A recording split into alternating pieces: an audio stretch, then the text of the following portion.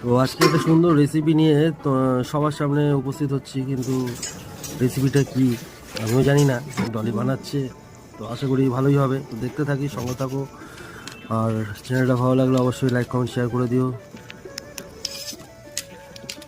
আশা করি তোমাদের ভালোই লাগে আমার ভিডিওগুলো, সেই জন্য এত ভালোবাসা। আর আমার প্রতি এত ভালোবাসা দেওয়ার জন্য ধন্যবাদ। একটু সঙ্গে থাকলেই হবে এরকম।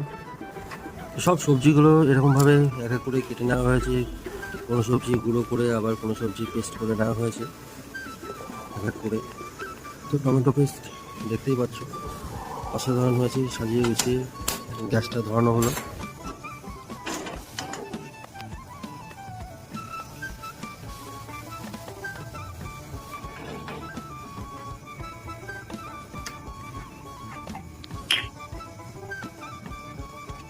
এক এক করে এবার সব সবজিগুলো গরম তেলে ছেড়ে দেওয়া হচ্ছে।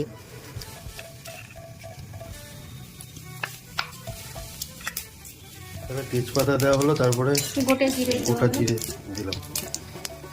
ঠিক আছে, লঙ্কা কুচি দাও। তারপরে কি দিচ্ছ? এরপরে দেবো আদা কুচি।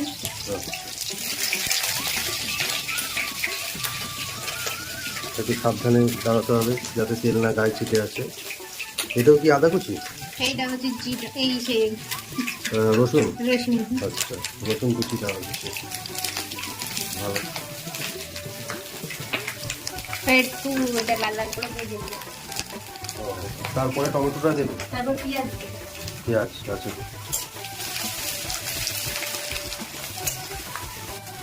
ও, এটা একটু লাল লাল করে ভাজা হবে, তারপরে পেঁয়াজ দেবো। পেঁয়াজ বাটা। আচ্ছা,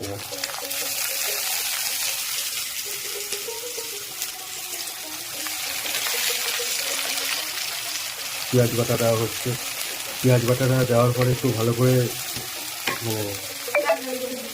লাল লাল করে আর কি ভাজা হবে।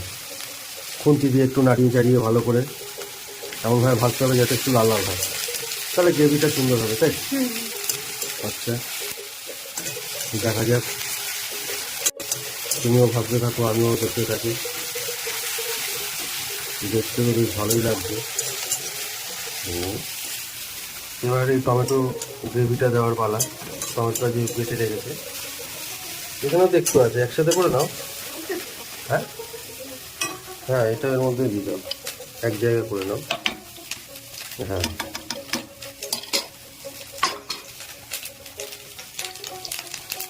কড়াইয়ের মধ্যে এবার টমেটো বাটাটাকে এবার কড়াইয়ের মধ্যে দেওয়া হচ্ছে।